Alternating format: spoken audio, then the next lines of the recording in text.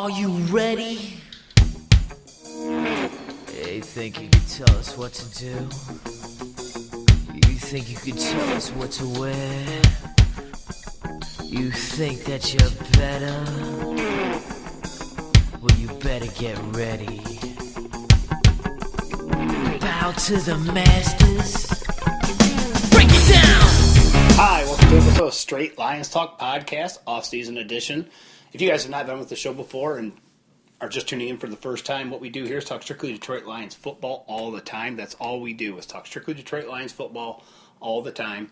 And today we're going to be talking about the Calvin Johnson saga. Has he retired? He announced he may retire. We'll get into the whole dynamics behind that. We're also going to cover some of the moves Bob Quinn's made since he's been in charge of the Detroit Lions the past three and a half weeks.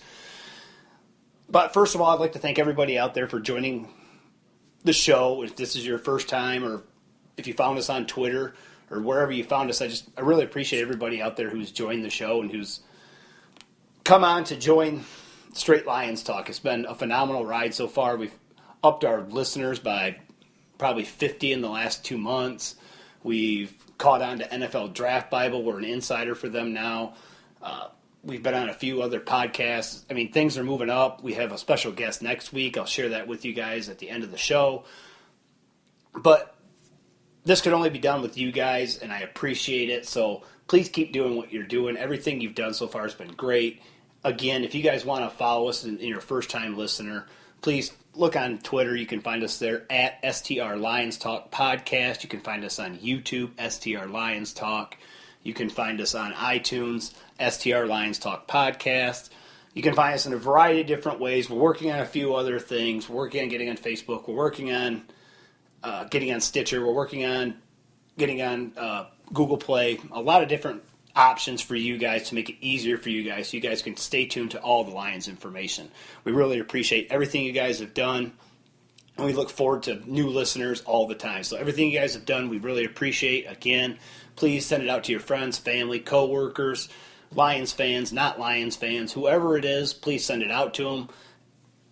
And this only happens because of you guys, and we really appreciate it. But today, like I said, we're going to be talking about Calvin Johnson, the pending retirement. Is Calvin going to retire? It was announced right after the season ended that he possibly is thinking about contemplating retirement. And the news broke this week that Calvin Johnson is going to retire, even though it wasn't mentioned by Calvin Johnson. It was reported by Ian Rappaport, I believe, or one of those guys, or either for ESPN or for NFL Network, that Calvin Johnson possibly is really going to retire, and it's still possibly because he hasn't announced it yet, but everything points to he is going to retire. So we're going to get into what you guys think about that, and you know what? We'd like to hear what you guys think about that. Like I said, hit us up on Twitter at STR Lions Talk Podcast, and tell us what you guys really think about this, what the real feeling is about this, because I kind of get the sense that it's really not that big of a deal, that most Lions fans are kind of, if he comes back, that's cool, but if he retires, that's cool too. And I don't know why that sentiment's that way, because it was so negative when Barry Sanders did it. When he went out early, people were so against it with a lot of productive years left, just like Calvin Johnson. Jerry Rice came on today and said that his prime was when Calvin's retiring now. So, maybe that was Rice's prime. Is this Calvin's prime? Is he missing the prime of his career? I doubt it. I really think the 2012 season was kind of his prime. He went for 1,900 yards, then he went for 1,600 yards, and then it kind of fell off a little bit after that. But why are people not more upset about this? I don't understand, because I'm not upset about it. I wasn't when I heard he wasn't going to come back. I kind of thought, that's okay. I mean, I know we've talked on the show a lot about Calvin Johnson not coming back to the Detroit Lions, and we had shows about trading Calvin Johnson. And maybe that's why we were desensitized to it. But overall, I never really get the accumulative effect that people around Lions Nation were all that upset. I mean, you had a few, but for the majority, I would say they were kind of, at least we get, $11 million in cap money. We get two really good players, or two really good players, or one really great player with that money. So I thought that was kind of, more of the suspense leading up to this. I mean, there wasn't been a decision that had this much suspense since the 1980s, when we had to all wait for Who Shot JR on a show called Dallas back then. But that was back in the day. That was the most suspense we've had, where it was kind of seemed like it was almost a clock for the countdown. At the combine, or excuse me, not the combine, the Senior Bowl a couple weeks ago, or last week, excuse me, Quinn came out with a statement that said, he'd like a decision from Calvin up before free agency starts. And Calvin, all but did give him that decision. It just hasn't come from Calvin yet. I guess, where do you guys think this puts the Lions? Do you think they have enough going forward on their current roster? Do you think they need to maybe add a guy in free agency or add a guy in the draft? What do you guys think? And that's what we want to hear from you. What do you guys think about that? I mean, where do the Lions go from here? What do they do with this offseason? Do they attack the wide receiver position, and try to get back some of the talent they've lost from losing someone like Calvin Johnson? Or do they just keep the guys they have and try to acquire other positions in the draft and in free agency going forward? Our take on it here is,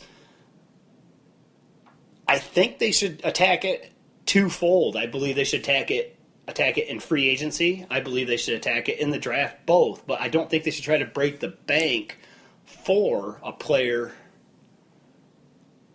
to replace Calvin Johnson. I think they shouldn't try to focus so much and wholeheartedly on replacing Calvin Johnson. Like, we have to get a guy that's 6'5", 230, can run, high point balls, do a lot of the things Calvin can do. I think that would be a mistake. Or to go after someone, let's just say, like an Alshon Jeffrey, someone that's going to cost a lot of money. He's probably the closest thing in the NFL to a Calvin Johnson. He's the closest thing that resembles a Calvin Johnson. And I really don't want Alshon Jeffrey. I'm not that big of a fan. He's a really good player, but I don't think he would benefit us and where we're trying to go and what we're trying to do with this team in building a solid organization. But let's look at a few guys they do have on the roster currently that will be back for the Detroit Lions next year and possibly could be weapons for the Detroit Lions. Obviously, we have Golden Tate. He automatically moves into the number one role. How do you guys feel about Golden Tate? What do you think he can provide as the number one receiver? We had a little bit of a view of that last year when Calvin Johnson missed 4 games. He averaged 8 catches, about 118 yards a game. That's not terrible. That's a pretty productive player. Now, that was 2 seasons ago, so is he going to be able to be that productive now 2 years later going into the 2016 season? That was 2014.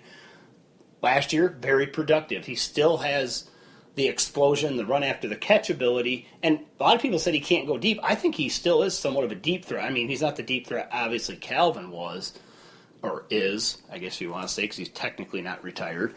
But I think he can fill that role in just a different way, but still give you production and still give you a threat on the outside at the wide receiver position, something that other teams are going to have to, scheme for. They're going to have to contend with consistently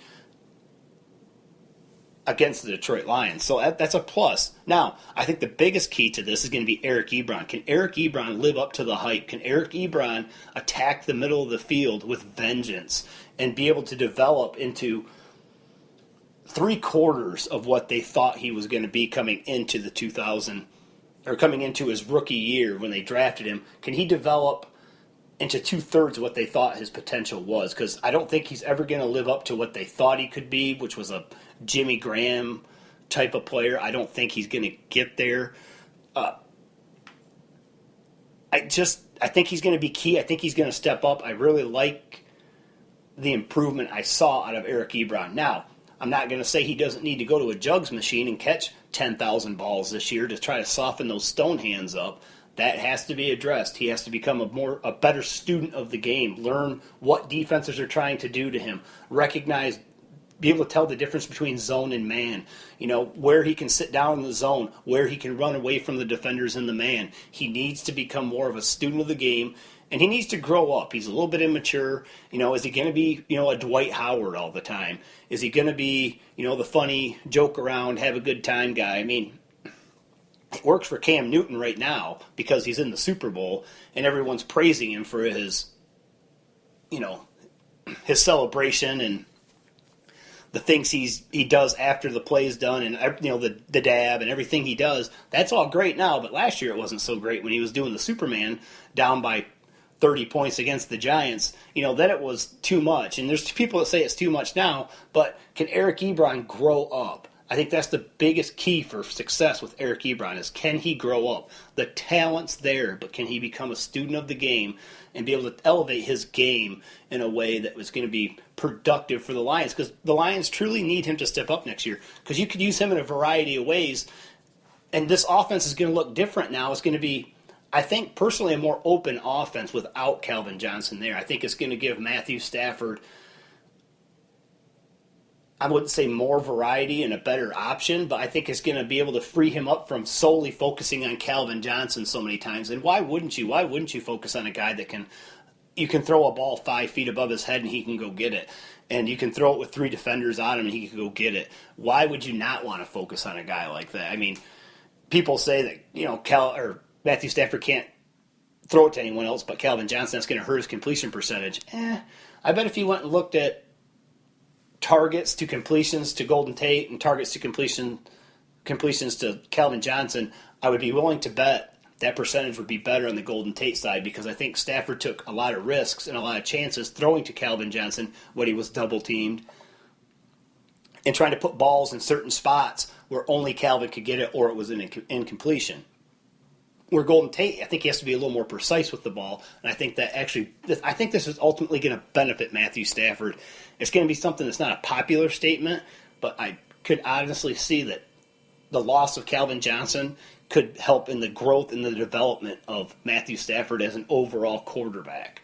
And a piece of that is going to be, can Theo Riddick or TJ Jones or Amir Abdullah, one of those guys, step up and for Theo Riddick's instance, can he be consistent and do the same things next year as he did this year, catching 80 balls out of the backfield, being productive in the run game? Can he do those things? Can he be an offensive weapon? Can he develop his game to another notch? The biggest thing here for the Detroit Lions going forward into next season is, can they develop as an offense and grow up as an offensive unit together next year? Because they're going to need to. The offensive line's going to need to grow up. They're going to need to get better. Can Laken Tomlinson, is there anything else there? Is this his ceiling? I've heard proponents out there that say this is his ceiling. He's not going to get any better. He's as good as he's going to get. Can he prove everybody wrong? Can Larry Warford stay healthy? Can Travis Swanson bounce back? Do they need to get an Alex Mack in free agency and insert him into the center position to give stability to the center of that offensive line? These are going to be the keys to success for the Detroit Lions next year on offense. Is everyone needs to step up. Matthew Stafford needs to be better. We saw moments of that last year where it seemed like he was a better quarterback, a more complete quarterback, and he was able to do a lot of the different things. I heard people say, Joe Lombardi came out and said Matthew Stafford was not able to do the offensive line adjustments. But then there's Jim Bob Cooter coming out and saying that Matthew Stafford, when he took over as offensive coordinator, that he gave more responsibility to Matthew Stafford on offensive line adjustments. We've said it here before, I am a proponent of giving Matthew Stafford more, feeding him more information. The kid's born to throw, as Boomer Esiason said this week. He has always been born to throw. Do not try to hold him back. Let him free, and he will fly. And I think that's going to be the biggest key for the Detroit Lions next year is, can Golden Tate step up even more than he has in his 2 years with the Lions? Can TJ Jones, a guy we love here, a guy we're trying to get on the show. So TJ, if you listen to this show, which you probably don't, hey, we want to have you on the show. We want to talk about you. We don't want to talk about Calvin Johnson. We want to talk about you being an asset to the Detroit Lions, you being a playmaker. We think the ability is there. I love TJ Jones. I like everything I saw about him. I don't know why people rag on him. I don't understand it. Every time he was out there, whether he was on kick returns, punt returns, asked to play the slot, play the outside wide receiver position on the strong side of the field, whatever it was, he was able to succeed and get open in those moments. And every time he catches the ball, I don't know about you guys, but I always feel like there's a big play waiting to happen. I don't understand what the hate is about him because he's not Calvin Johnson. Well, of course he's not. You just don't pick up Calvin Johnson alongside the road.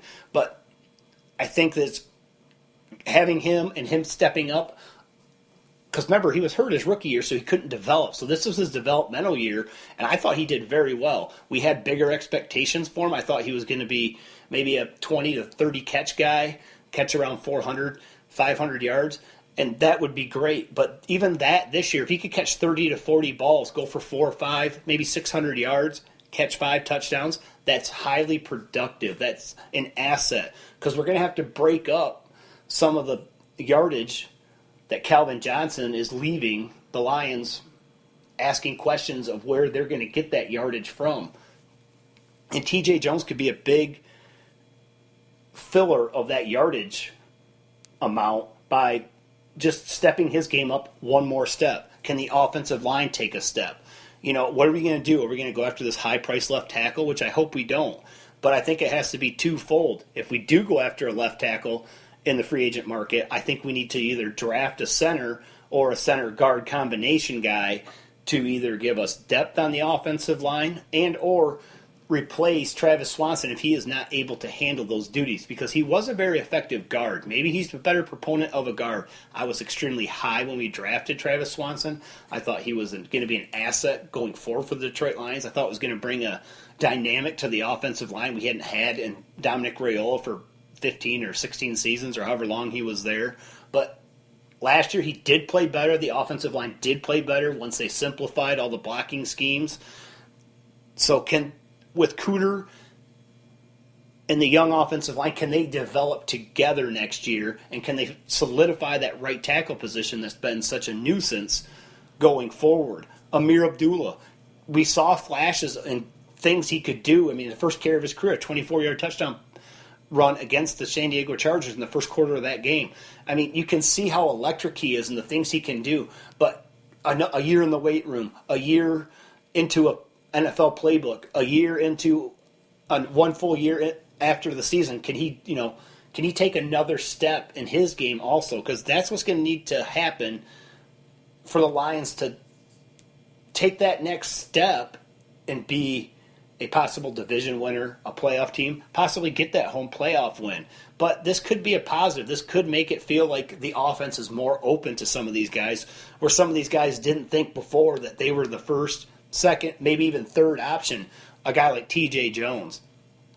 Where I'm sure when he was out there with Calvin, Eric Ebron, Golden Tate, and he was out there, TJ Jones that is, I'm sure he didn't feel like he was the second option on the play. But can he develop himself into that person? We believe he can. I'm not giving up on TJ Jones. I hope the coaching staff and the new front office personnel does not give up on TJ Jones, because there is playmaking ability there. You can see it. Every time he catches the ball, you think he's going to break it. He's elusive. He's not the fastest guy, but he's football fast. I don't care what their 40 time is for the most part, because you don't run straight in football. You need football speed and guys that love football. And I think we have some of those guys on this team. But some of the other answers we could possibly get for the Detroit Lions, we could attack it in free agency like we talked about. Like we said, it has to be a twofold thing for the Detroit Lions. We have to attack it in two ways. I think we have to attack it in the draft late, and I think we need to attack it in free agency, but I think we need to split it up. I mean, guys like Kamar Aiken, he was with the New England Patriots. I believe they brought him as an undrafted free agent. He's a restricted free agent. Now, I believe that means they were able to put a tender on him if they want, and they could put a second-round tender on him where we have to give him a second-round pick. I definitely do not want to give up any draft picks unless it's like a seventh-rounder for Kamar Aiken. He's a very good player. He actually had more production at the end of last season in the last 8 games of the season than Calvin Johnson did. That's a plus. He could be an option for the Lions.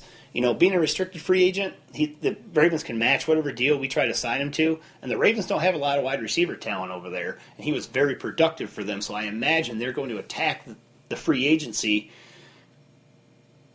wide receiver position in free agency, the Ravens are, very hard, but I believe the Ravens are in pretty much cap purgatory with the Joe Flacco deal and some of the other deals they signed some of these guys to, so, you know, can Aiken be a guy that what might possibly fit what the Detroit Lions are trying to replace and what they're trying to do offensively going forward. A guy like Marvin Jones, possibly a Ruben Randall, Percy Harvin, Mohamed Sanu possibly. He could be okay. I want, and we talked about this in our show of trading Calvin Johnson, we want route runners. I think that's where the league's at. I don't think the league is really so much trying to focus solely on the 6'5", 235-pound Calvin Johnson type guy. I believe they're trying to find Golden Tates, Antonio Browns, Brandon Cooks, guys like that, Amari Coopers, guys that can run the full route tree at full speed and run it properly and be able to snap their routes off, be able to accelerate and break out of the routes, be able to drop their hips down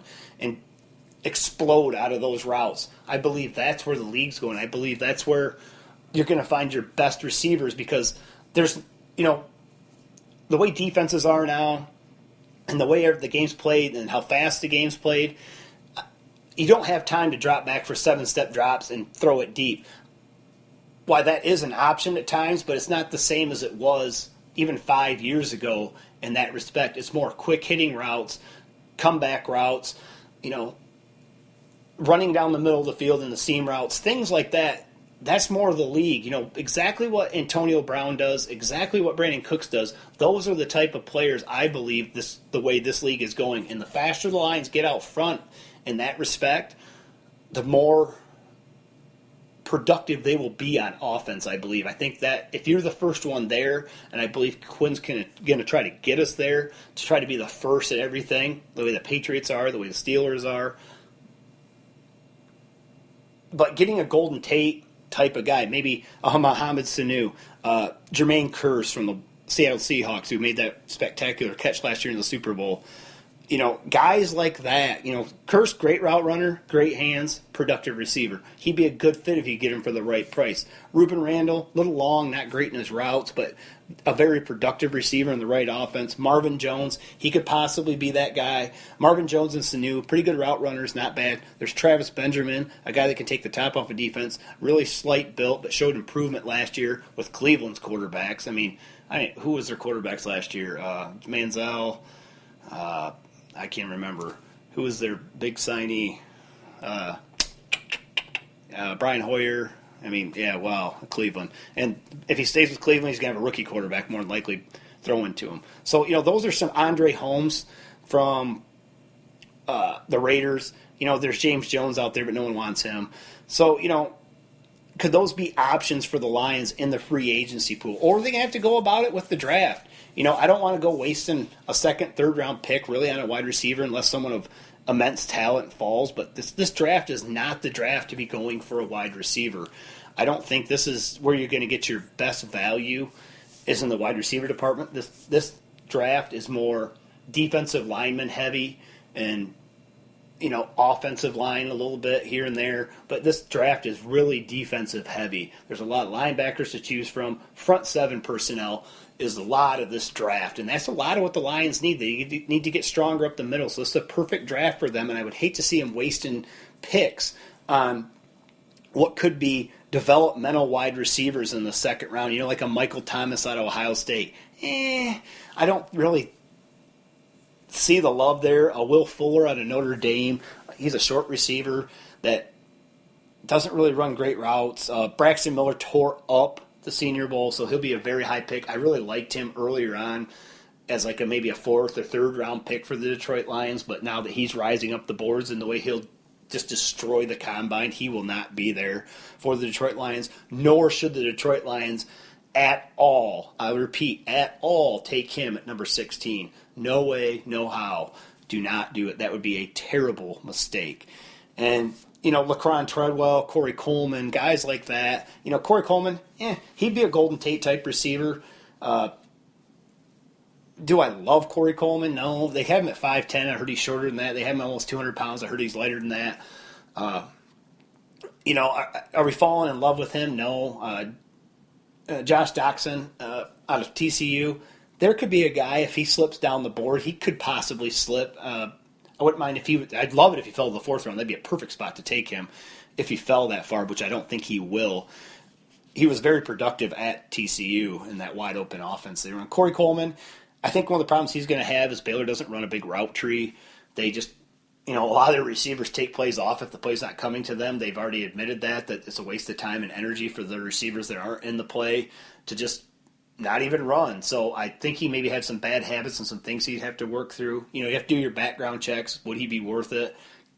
Could the Lions would he be a player that would slip? I doubt he will due to his productivity in college, but the combine will be the ultimate teller there. How fast does he run? What's his real height and weight? That could nick him a little bit. But if he's able to show that he can run routes and he has that built into his DNA, he could possibly be a player for the Detroit Lions later on. I wouldn't go, early to get Corey Coleman by any means. Someone else we like who could be a sleeper later on, I think you could probably get him in the 6th, possibly 7th round, is Sharon Peak from the University of Clemson, wide receiver. He's 6'3", 215 pounds. He's more of a vertical guy. He kind of reminds me of Martavius Bryant, but I don't think he quite has the skill set of Martavius Bryant, but he plays a lot like that. He's not going to kill you with his great route running ability, and I know it's contradicting to what I said earlier, that I think that's where the league's going. I'm just saying this guy, the things he shows on tape and the way he is fluid and as smooth as he runs, I think there's a lot there. Now, is he going to be able to have the ability to get into his routes and be able to develop into a route runner? Possibly. You can see the athletic ability there. He's not awkwardly athletic like a lot of the bigger guys are. He's very smooth with his technique. When he runs, it almost looks like he could set a can of pop on top of his head because his head doesn't bounce around when he's running full speed, which is a good thing. He's under control when he's running. I just really like him. I think there'd be a lot of value in taking a guy like that. I think he would be everything they wanted Corey Fuller to be, but he'd be so much better the minute he walks in the door than Corey Fuller will ever be his whole life in football. But I think that would be a very good pick for the Lions. It's someone I really like. You're going to hear a lot more about him. I'm probably not going to get off him. You'll probably see him. I don't know if he got invited to the Combine, but if he's there or at Clemson's Pro Day, he could be a guy that sneaks up. Remember, Martavius Bryant was taken, I think, in the 3rd round by the Steelers. That was a guy I was pretty high on in the draft. I was hoping the Lions might take a shot at him, but they really didn't need it. I believe it was the year Golden Tate came to the Lions. Receiver wasn't a big concern at that point because they didn't believe Calvin Johnson was going to cut his career short in Detroit.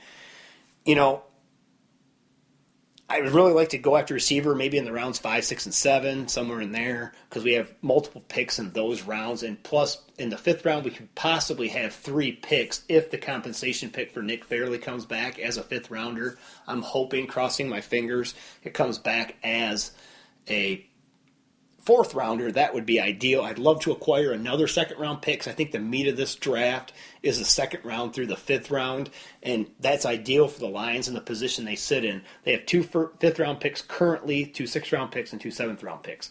That's pretty big because there's some guys there, a DJ Reader we could pick up in the 7th round, 6th round. Like I said, Sharon Peak, guys like that. A lot of talented guys will be able to pick up a CJ Proheis out of Notre Dame possibly, because we are going to have to probably replace Joique Bell at some point, and Proheis is an ideal candidate for that. He's a more athletic version of Joique Bell. I really like the skill set he's able to bring to the Detroit Lions. I think he would be a top level running back coming in automatically. He's very good between the tackles, has good vision, good feet. He's able to pick up the blitz. He's very good in pass protection, and he's a pretty decent receiver coming out of the backfield. And having that overall skill set would be key for the Lions in that particular round. We said this for a while now, with Calvin and everything that he's done for the Detroit Lions has been great. But his productivity has dropped off. And honestly, I don't want to play the game with Calvin that he's going to come back and he's not going to come back, kind of a Brett Favre thing. If he's going to be done, then be done. And I know Quinn's been getting a lot of criticism for not trying to call Calvin and, mentor him back and try to, we want you back so bad. Deep down, I don't think Bob Quinn wants Calvin Johnson back at the current price. I think he wants to bring him back for his price. And that's probably not going to happen because why would Calvin Johnson come back for less money when he could just come back this year on his current contract for $24 million? So that's not going to happen. That's off the table. I would be dumbfounded, shocked if that actually happened. If Calvin Johnson's like, hey, you know what? Yeah, I'll sign a sweetheart deal with you, and I'll take less money and play when my heart's really not in it. I do buy the injury thing a little bit, but I think the ultimate reason why Calvin Johnson is going to retire is just for the fact that of all the years of losing in Detroit has piled up on him, and it's something I think that's wore him out throughout the years. Obviously, it would. If anyone's out there has worked for a company that isn't well run from the top down, or is a company that has a lot of family in it, or stuff like that, and sometimes you feel like you get your toes stepped on, and you take it maybe a little bit more personal than you should. That can be a rough work environment. That can be very hard for people to focus on their job when they know that there's incompetence at the top and there's no direction going forward, and you don't know where you stand. I know where Calvin knows where he stands on the football field, but where does he stand within the organization? I know he knows he's one of the top players, and he's one of the featured players of the Detroit Lions, and he's probably the poster child of the Detroit Lions in this current moment in his career. But if you don't have that guidance and you don't know where the organization's going, and it always seems helter-skelter all the time, and you have the up and down years. You go to 11-5, then you start off 1-7, and you couldn't look worse. And people were talking about how bad your roster is when at the beginning of the year talking how great it was, and Calvin was super excited about that season. So I just think it's a combination, a perfect storm of everything that has accumulated over his career in Detroit, and it's sad to say, but I think those times are changing. It's something we've talked about a lot on this show, that is Bob Quinn going to be able to take this organization to the next level? And I believe he is. I have a very calm feeling about Bob Quinn. I didn't get all worked up like you usually do. And a lot of these reasons why we're not worked up for the way we have been in the past when they announced Bob Quinn was hired is I believe for the first time, and at least for me and here at Straight Lions Talk, I really felt like change was coming because we hired someone outside of the organization, someone that had been with another organization that has had success. Remember, Quinn started there 16 years ago, basically when the success started for the New England Patriots. So he saw the development from when they were kind of good to when they've reached the peak of the mountain, which are all the Super Bowls they've won and the AFC championships they've went to and everything else they've done throughout time in New England. He's brought that to the Lions. Now, I was a little down on getting a Patriots executive or a front office person to run our franchise early on, just for the fact that they don't draft real well in New England. And that doesn't mean Bob Quinn is going to draft just like Bill Belichick, because ultimately Bill Belichick, no matter what, had ultimate say on who they picked in free agency, and everything they've done in that organization has been run through Bill Belichick. But they do develop a good team, a good core, and they're always in a position to win. And these are the values I believe Bob Quinn is going to be bringing to the Detroit Lions. He just keeps rebuilding the Detroit Lions one piece at a time, but he's not doing it in the conventional manner in which you think he would when a new GM comes into an organization. He's done it by rebuilding the front office, something that has needed to be done for years, and adding extra coaches, adding extra front office people in roles that are going to benefit the Detroit Lions going forward. I mean, honestly, if you really think about it, he's taken a scout's approach to rebuilding the Lions. He's been keeping to his Patriot roots, but he's also been taking that scout's approach and going back to his college grad day assistants in Connecticut. He went and got a research and development guy, Randy Unsel, formerly of at the University of Connecticut. He was formerly the head coach at the University of Connecticut. He formerly was with the Maryland Terrapins last year and years prior. I mean, a few years ago, he was the hot coach to get, and I believe this is a great get by the New England Patriots, the Detroit Lions, to have someone in this position to be his actual title is going to be research and special projects. Randy Edsall was hired by Bob Quinn to do research and special projects for the Detroit Lions going forward, a position the Detroit Lions have never had, I believe, in their organization. Now, I'm sure as you've heard, it's been all over the place. It's a position in New England that's held by Ernie Adams. He's basically Bill Belichick's right-hand man. If you're watching any of the Bernie Madoff thing lately on TV, Bernie Madoff has a kind of a sketchy guy down below, a couple floors below the main working floor of Bernie Madoff's empire. Down below in the basement, he kind of has this sketchy office where a bunch of shady people work, and that's kind of where Ernie Adams' role is with the New England Patriots. If you watch Bill Belichick do your job, they actually have quite a bit of Ernie Adams in there, and they actually show the final play of the Super Bowl when Butler intercepted the pass last year against Seattle. They actually drew that up and practiced it because Adams saw a tendency that the Seattle Seahawks like to run that play in that particular time and position of a game, and they actually practiced it, and he has the paper where he drew it up. But it was one of those things they practiced that may not happen, but when it did, they were prepared. It's just another thing that Quinn has brought to the Detroit Lions where I think it's going to help the Detroit Lions going forward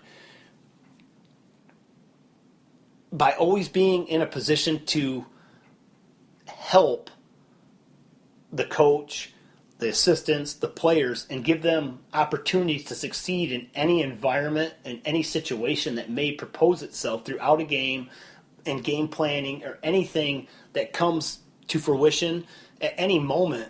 They'll be able to adjust because you're going to have a guy like Randy Edsall who is very well known for his football IQ. And I think that's just a huge, huge get for the Lions. I think this is going to be, looking back, as one of the best hires Quinn has made, no matter what player they get or what coach they get or whatever. I think this is ultimately going to be some of the lifeblood of the Detroit Lions because, Adams is actually at the games and he's only connected to Bill Belichick during the games. He's not connected to any of the other coaches. Bill Belichick talks to him directly, and Bill Belichick talks to him alone. And if the headset goes out, there's a special phone. It's a red phone that says Adams that Bill Belichick goes to and talks to Ernie in case the headset communication goes out. And that's going to be the thing with Schwartz. With Caldwell. He's going to have that at his disposal during a game, which could be good. That way we don't screw up a Hail Mary, have 10 guys on the field twice in special teams on key moments, and some of the other weird things Caldwell's done, call odd timeouts, things like that. There's going to be a sheet that gives a rate of success on everything, every game, per opponent for the Detroit Lions, and this is what Edsall's role is going to be. I really like the move, like we've talked about. I think it's going to be a move going forward that's ultimately going to be the move that helps turn this organization around the most.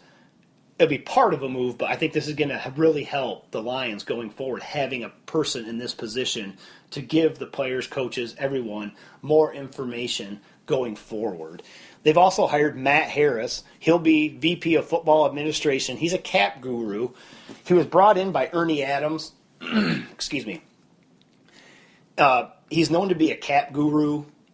He's worked previously with the Giants, and he actually worked for the NFL itself in how to develop cap situations and how things could be adjusted for caps for teams. So very well versed, something the Lions have needed a lot, needed for a long time as an organization for the last number of years.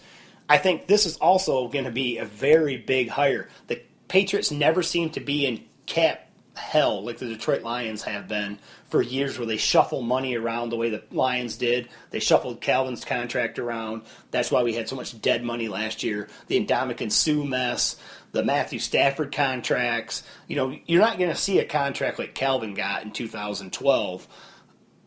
All that money, all the guaranteed money backloaded at the end of the contract. So we didn't have any money to do it with. And then you're not going to get in the predicament we were in with the Sue thing. The Patriots always seem to be in a position to make a move if they need to make a move. They never seem to be in cap trouble. They have a very well orchestrated front office that understands what each position's value is according to whether it's the time in the NFL, whether receivers are the most popular thing.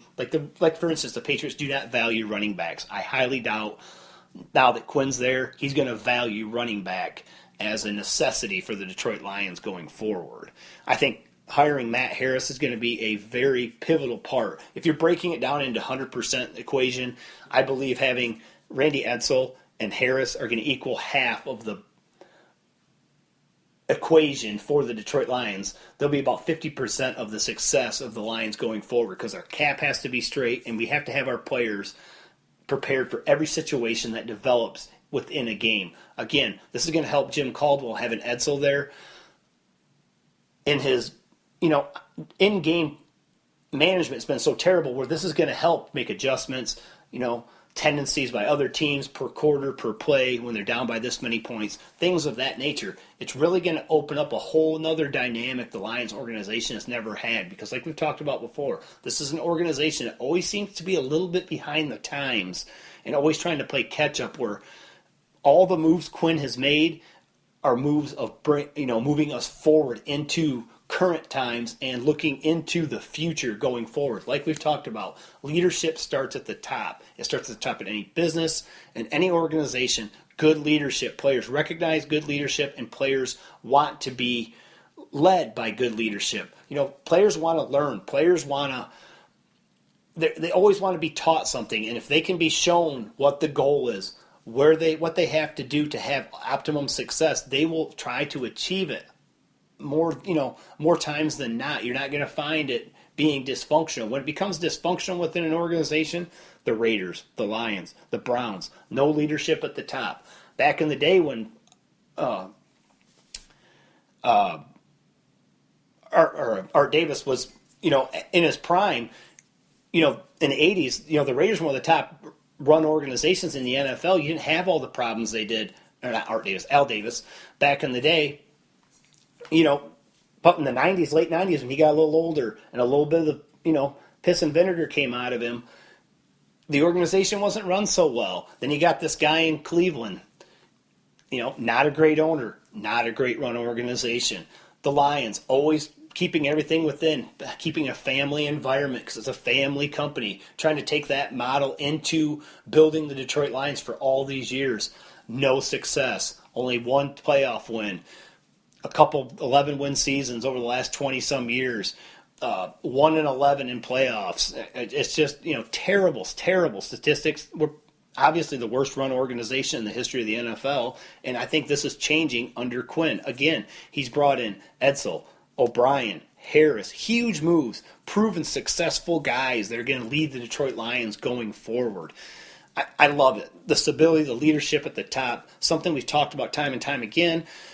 It's just phenomenal. This is how you build an organization, guys. This is it. He's showing you the model. It's not so much the players on the field. It is because players win games, coaches coach.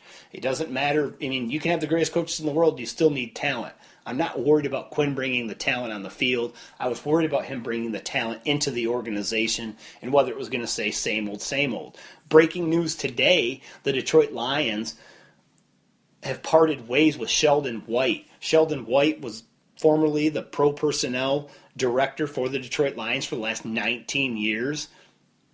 Took over as interim GM when Martin Mayhew was fired. He actually interviewed for the GM position prior to hiring Quinn. A lot of us thought he was going to get the position. We did here, especially after Jim Caldwell was retained and said he would be back with the Detroit Lions next year. And there's no firings of no firing had happened with Caldwell. I kind of thought the writing on the wall was, looks like Caldwell and possibly Sheldon White are coming back. And so you had to kind of grin and bear it. And I'm so happy that did not happen because that would have been detrimental to the Detroit Lions. And I feel bad for Sheldon White because everything I've heard and read is that he's a good dude and he's been up for some GM positions. And I hope he gets one. He just can't be with Detroit. It doesn't work. He's part of the old regime. He was promoted by Millen into the pro director spot by Millen. He was formerly a scout. He played for the Lions. I appreciate everything he's done for the Lions organization. Like I said, by all accounts, he sounds like he's a good dude. But Quinn made the right move here. He's moving the old guys out, the guys that staple guys that have been there for 15, 20, 30 years, whatever it's been, whether strength coaches, 15 years, McEwen, scout, 30 years, White, pro player personnel guy, 20 years. All these guys that he's shuffled out and the guys he's brought in are huge gets for the Lions. It's stuff that gets swept under the rug, and this is why we bring this information to you, because you're going to read about this briefly on Twitter, Facebook, wherever, maybe in your local newspaper feed, whatever it is, you're going to read about it, but you don't really think about it because all you focus on, free agency, draft, players we lose, players we get, and Caldwell. And Stafford. Those are the things you focus on, but that all starts internally. The success for the Lions is going to start from Quinn down onto the field. That's how ultimate success is going to be built for the Detroit Lions. Again, Quinn making more moves. This is also a Jim Caldwell want. They hired ex-Miami Hurricanes coach Al Golden, formerly of Temple head coach, as the tight ends coach. I'm not jumping up and down about it. I just think it's a good get. This seems like the last few guys they've hired have been head coaches. Edsel, Golden. Golden is a terrible head coach. He's terrible. He was very good at Temple. He cut his teeth there. That's what got him. After he left Penn State, he went there, had success for a small school, brought in some decent players. Temple had some success, a team that's never had success. Moved on to the University of Miami, terrible. When he did recruit good classes, never developed players. So am I jumping up and down about it? No, but it gives actually a coach that was – last year we had our assistant coach was a tight ends coach and assistant offensive coach. I don't think that's going to be the case this year. I think everyone's going to have a specific role on the coaching staff. I think the coaching staff is going to be expanded along with the front office staff, as we talked about. There'll be more people in charge of other things and having a different role within the organization. So it's not so jumbled up and people are trying to do 2 and 3 jobs. They're going to solely focus on one job. So in that respect, I like that move. He's never coached in the NFL before, so it's going to be a new thing. I mean, can he make Eric Ebron catch and can he develop him to a higher state than what he is?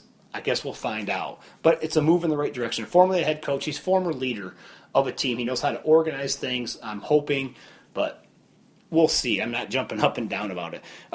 We also hired another former Patriots person, Patriots personnel guy, a scout, Ron Miles, for the scouting department for the Detroit Lions. He'll bring in a lot of the techniques and things the Detroit Lions use. That's a cool one.